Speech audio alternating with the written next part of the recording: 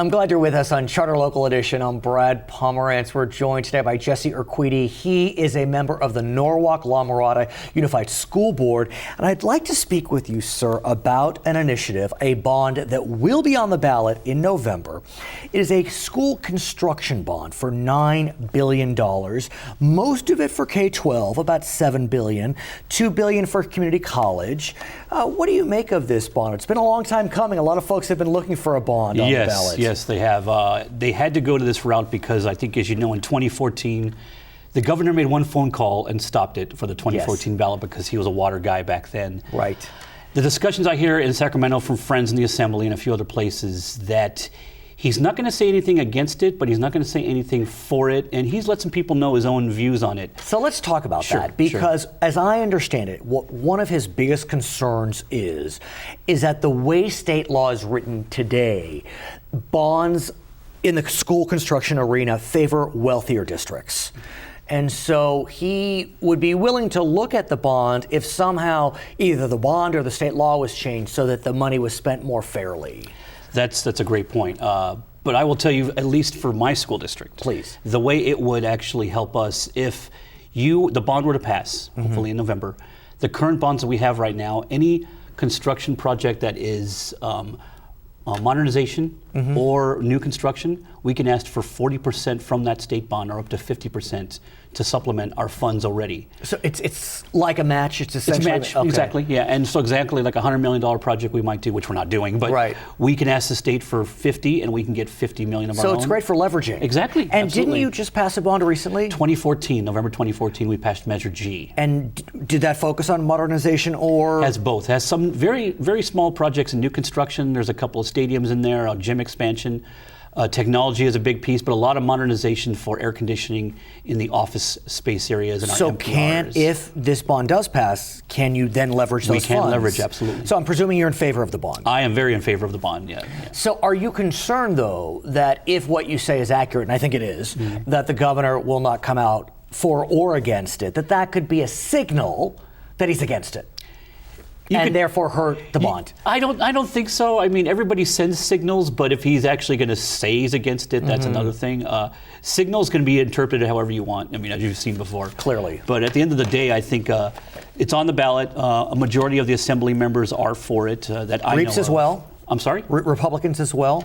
Republicans I can't speak to. Because I do know that the bond you mentioned a couple of years ago, Republicans, I think it was Kurt Hackman, who was one of the leadership in the Republican Party then, he was supporting that school bond. Actually, the 2014 bond that was being talked about in quotes, it had a unanimous vote in both houses. So it should be interesting to see what happens where the chips fall on this question. I want to speak about a real revolution that has come down the pike as it relates to the federal government and their views on education. As you know, we've been living under the regime of No Child Left Behind. NCLB. NCLB. It sounds very ominous. And NCLB had a tremendous emphasis on standardized testing. As a result of the law, which passed in 2002, many of our schools were deemed failing, which caused some concern.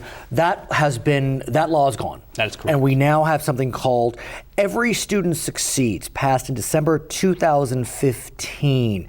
Still requires some standardized testing, but gives states more authority on how those tests are administered. Correct. And I think what I like about ESSA is that if you want to compare it to NCLB, the problem with NCLB that a lot of people can agree on is they had an average or an annual AYP. Which means all these acronyms. Yes, I know. Annual year progression that you had to meet, and that constantly moved. So you would never get there unless you made a huge stride in testing in 1 year period. I see. ESSA is a little more fair, a little more, I believe, realistic. It goes back and it helps out with EL subgroups that we have a lot in California. You know, I won't get into my opinion of what the federal government should or not do in education. Fair enough. My point being is that I'm happy with ESSA and the rules and how it's. What do you make though of the fact that states are given more discretion? Because on the one hand, that can seem appealing. On the other hand, what about a national standard? So that a kid in Alabama is getting the same education as a kid in Alaska? Well, you know, it's funny. That would be a segue into Common Core and SBAC testing. Exactly, and so let's go there because Common Core Again, I mean, it sets very loose national standards, Correct. but not national standards in the end, No Child Left Behind view. Correct. So tell me That's what. a great point, actually. Yeah. So let's talk. Can we talk about Common Core? Because last school year was the first year that the new Common Core standardized tests in California, at least, issued reports to the public. Correct. And the scores were abysmal. Yeah, they're abysmal. People will say you have to manage the expectations of the very first year, the rollout year. But it's even hard to manage these expectations. Oh, absolutely. Because when you look at English overall competency, just did you meet standards? Only 44% met standards. If you look at math, only 33% met standards. If you break out into certain ethnic groups, Latinos in English 32%, African Americans 28% in math, Latinos 21%, African Americans 18%. I mean, I can only speak for the areas around Southeast LA County. Tell me. And ours. They were all about the same. Yeah. They were all about the same. And I think I mentioned to you before, my daughter is now a first grader. Oh, no. She's doing Common Core right now. Right. Which actually may be not such a bad thing because at least she will have grown up in Common Core. Correct. Think about the poor 8th graders who were in No Child Left Behind. Now they're heading into high school for Common Core. Absolutely. And that's where you see the bump because, as you know, they only test them in certain grades. Right. I believe it's third. I think it's 4th, 8th, and 11th. That's correct. Yeah. 4th, 8th, and 11th. You're absolutely right. So getting that barometer from that piece, the 8th and 11th grades are going to be a little shifting from NCLB, as you put before. The third graders actually tested pretty decently, compared to what we were putting out before. I think, it's easy to break out ethnic groups, but what I thought was the most telling was not the ethnic group breakout, but the economic disadvantaged breakout, because that covers everyone, all of us. Those numbers were also troubling. English meeting expectations 31%, math 21%. And so we can talk a lot about ethnicity, but I think what we really can look at and agree upon is that this economic disadvantage number includes all of us. Yeah, absolutely. And Norwalk-LaMirada has a decent number of folks in that category. And I think one thing educators have always told me is that parent engagement is a key to student success. Yes. Some of us have had the advantage, or I don't want kind of advantage, but the luxury of our parents being involved in our education, like mine were. Yes. And some people fall into a different circumstance with their lives, and they don't have that.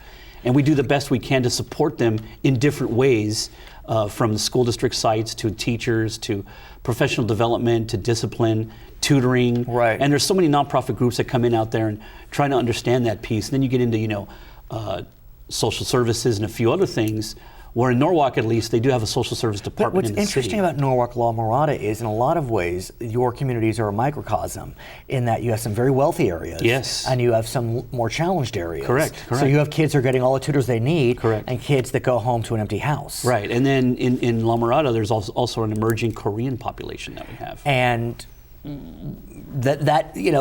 we've heard about the stereotypes of the tiger mom, and so that presents also just interesting dynamics. So how are you able to deal with that kind of melting pot? It's interesting you say that, because I think I grew up in Norwalk. I now live in La Mirada. Both the cities are very different, but they want the same thing for their kids. They want the same quality education. They want the same treatment. They want everyone to be successful. But again, as you said, some coming home to an empty house, some of them have a tutor already there waiting when they get home. Right. So at the end of the day, the circumstance of what's happening with all this, balancing it with our staff, balancing it with our budgets, with new LCFF and LCAP programs. But one thing, just let me focus on the LCAP program, going into that next. With all that being said, LCAP wanted the parents and our staff and everybody else, with their input, they wanted more counselors. And you're going to come back and tell us about that the next time you're on the program. Absolutely. He is Jesse Urquidi. He is a member of the Norwalk-LaMirada School Board. I'm Brad Pomerance in Long Beach. It's Charter Local Edition.